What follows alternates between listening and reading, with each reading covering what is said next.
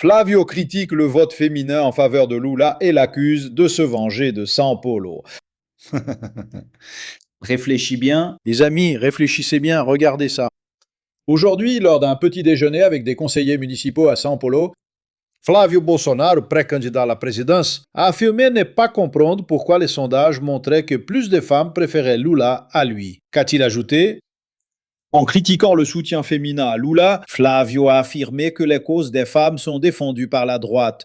Pour le sénateur, il semble que celui qui défend les femmes défend la mauvaise cause. Quelle énergie humaine, n'est-ce pas? Il reste arrogant, car cela ne s'est jamais vu. Les femmes doivent voter pour moi, n'est-ce pas? Les femmes doivent voter pour moi parce que je les défends. Et il a même utilisé un argument complètement bidon, comme ça. Qui défend la lutte contre la drogue? C'est la droite, pas la gauche. Ce qui est faux, n'est-ce pas? Mais c'est le genre d'argument qu'il répète sans cesse pour essayer de faire entrer ça dans la tête des gens. Cette idée que la gauche défend l'usage de drogue et que la droite combat la drogue et que cela serait une défense de la famille et que par conséquent, s'il défend la famille, les femmes doivent voter pour lui. Donc en fait, il se plaint des femmes. Ce gars-là n'arrive pas à gagner le vote féminin. Qu'est-ce qu'il essaie de faire? Je vais mettre une femme comme vice-présidente. Il n'y arrive pas. Il essaie, tout le monde refuse, n'est-ce pas? Et Teresa Cristina a été la dernière à refuser son invitation à être vice-présidente, à être candidate à la vice-présidence. Et il n'arrive pas à attirer le vote des femmes. Tout ce qu'il fait, c'est un échec, n'est-ce pas? Alors il y va et se plaint des femmes. Et il se plaint des femmes devant un groupe d'hommes. Je crois qu'il y a une photo ici, et là c'est une vidéo. Il n'y avait que des hommes. Je pense que c'est dans cet article, je ne sais pas si c'est dans cet article. Ici, ce sont les conseillers municipaux. Voyons s'il y a une femme ici. Ricardo, Danilo, Fabio, Jorge, Gilberto, Isaac, Kenji, Lucas, Marcelo, Major, Palumbo, Milton, Sandra Tadeu, une femme, Sandra Santana, une autre femme, Sergent, Nantes, Sydney, Simone, 3 femmes, Zoé Martins, 4 femmes. Elle était aussi à l'événement. 1 homme, 2 hommes, 3 hommes, 4 hommes, 5 hommes, 6 hommes, 7 hommes, 8 hommes. Il y avait 4 femmes et, je sais pas, une vingtaine d'hommes dans son excuse. Et alors, là, il sort ce discours bidon que les femmes devaient voter pour lui et pas pour Lula. Qu'est-ce qu'il obtient avec ça? Éloigner encore plus le vote des femmes, non? Parce qu'en plus de tout, il pense qu'elles sont obligées de voter pour lui. Flavia Coelho envoie aussi un super chat. Merci Flavia, merci pour ta contribution, pour ta participation. De même, Sergio Luis Alonso envoie lui aussi sa contribution. Merci beaucoup mon cher, n'est-ce pas? Marcio de Oliveira demande, le père Kellman sera-t-il au débat? Quelle blague! Non. Lors de la dernière élection avec le père Kellman, c'était une vraie mascarade. Un cirque, n'est-ce pas? Alors pour avoir un nouveau père Kellman cette année, comme Renan Santos ou Zema, ça ne coûte rien, non? Pour ces candidats-là, leur invitation n'est pas obligatoire, mais s'ils atteignent un niveau raisonnable dans les sondages, ils finiront par être invités au débat, par obligation même de dire, regardez, non, ils ont 5-6%, il faut les inviter.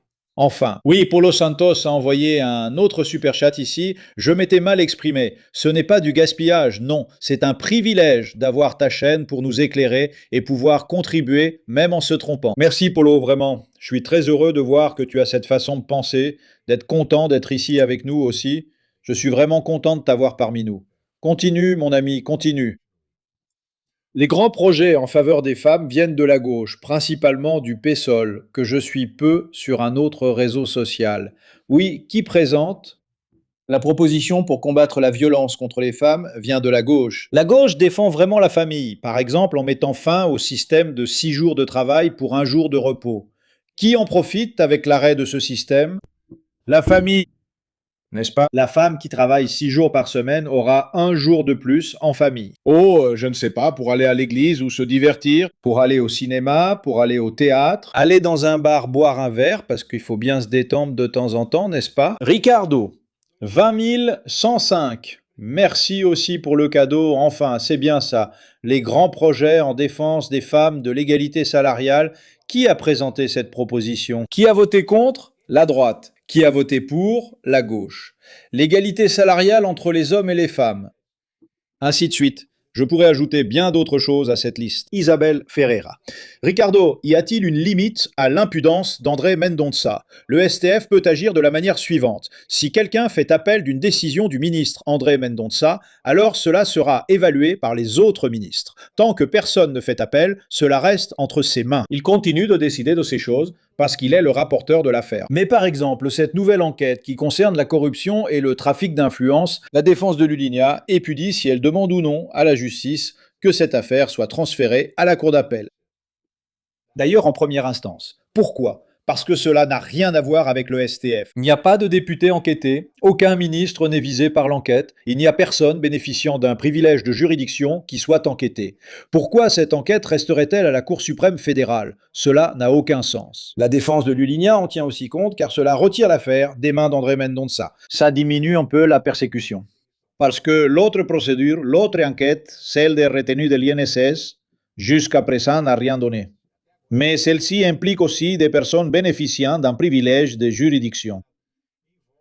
Cela implique des députés, c'est une grande enquête, vaste, Luligna n'en est qu'une partie, n'est-ce pas?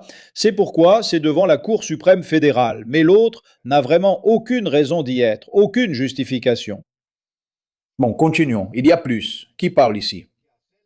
Célia de Recife, Ricardo t'envoie un pix, on ne peut pas mettre une phrase. Oui, dans le pix, on ne peut pas mettre ici, n'est-ce pas, sur l'écran, le pix. Du moins pour l'instant, il paraît qu'ils sont en train de développer un outil qui pourrait nous aider à afficher ici à l'écran les messages de ceux qui envoient des pix aussi. D'accord? Oui, je suis en train d'étudier ça et rapidement, on aura une solution pour ça. Ne t'inquiète pas. Mais pour l'instant, un grand merci à toi, n'est-ce pas? Je suis vraiment content, très content de ta collaboration parce que c'est le signe qu'il y a des gens qui reconnaissent l'importance du travail qu'on fait ici, de décryptage politique, n'est-ce pas? Les amendements de Flavio réduiraient le contrôle environnemental d'une société minière liée à Master. Flavio Bolsonaro, nous avons découvert ce que tu faisais. Eh bien, Flavio Bolsonaro est allé voir Vorcaro et a demandé 134 millions de reas. Vorcaro avait déjà payé 61 millions de reas quand sa banque, boum, a fait faillite. Et alors il n'a pas pu continuer à payer. Mais en échange de quoi? Il a débloqué 61 millions de reas sans apparaître. Parce que c'est ça normalement quand quelqu'un sponsorise un film. Il veut apparaître là, non? Le film, telle entreprise présente le film. N'est-ce pas? C'est le minimum. Donner de la visibilité, c'est de la publicité, du sponsoring. Mais non, Vorcaro ne voulait pas apparaître. En aucun cas. N'est-ce pas? Donc c'est assez suspect. Et alors les gens ont commencé à se demander qu'est-ce que Flavio a fait en échange de ces 61 millions de reas.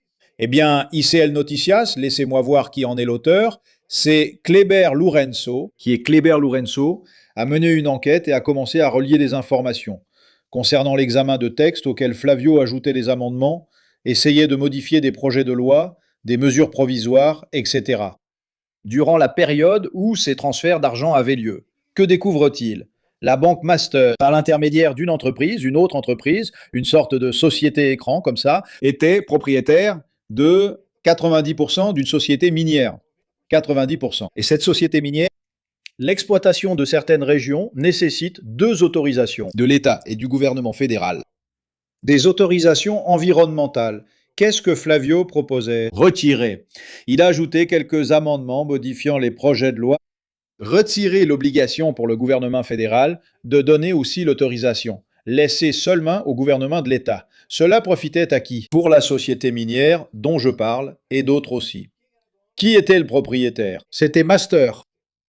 La police fédérale va donc enquêter, car Lindbergh Farias et Rogerio Correia ont déposé un signalement, ces 2 députés. Et qu'est-ce qu'ils veulent savoir? Si en fait c'était la contrepartie de Flavio Bolsonaro pour les 61 millions? Si c'est le cas, on vient de découvrir un schéma de corruption. L'ICL vient de découvrir un schéma de corruption de Flavio Bolsonaro. Qu'est-ce qu'il faisait pour mériter les 61 millions de rees? Ce serait 134 millions si la banque n'avait pas été liquidée en cours de route, n'est-ce pas? Là, il aurait été mêlé à toute l'affaire. Il aurait donné les 134 millions de rees, Albertina Ribeiro, Ricardo Boanoit et Flavio font une cagnotte pour la campagne. Lula, débattre au premier tour, va gaspiller de l'énergie et du temps inutilement. Il devrait aller au second tour. Si Flavio se montre, eh bien, n'est-ce pas? Si Flavio ne se dégonfle pas complètement, c'est ce qui s'est produit lors du débat à Rio de Janeiro, n'est-ce pas? Il n'a pas tenu le coup. José Renato Braga. Merci José Renato pour ta participation et ta contribution dans le super chat. On approche de l'objectif, les amis. Très près, tu sais. Quelqu'un dit, laisse-moi chercher ici. Quelqu'un d'autre, j'ai aussi envoyé des pics. Où est-ce? Ici. Euphrasia. Salut Ricardo, je t'ai envoyé des pics d'ici, de Foz do Iguaçu, Paraná. Merci Euphrasia, vraiment merci. Euphrasia Maria Damin. Il doit y avoir autre chose qui m'échappe. Mais bon, c'est ça. Et les super chats n'arrêtent pas d'arriver aujourd'hui. Ça marche bien ici, tu vois. Les gens participent beaucoup. Beaucoup. Je suis vraiment content car grâce à ça, on a beaucoup à dire. Je crois que les podcasts sérieux auront de meilleurs résultats que les débats à la télévision. J'espère qu'ils vérifieront les mensonges en direct. Les amendes du TRE sont ridicules. Écoute, tu as dit plusieurs choses différentes ici et je suis d'accord avec toutes, d'accord?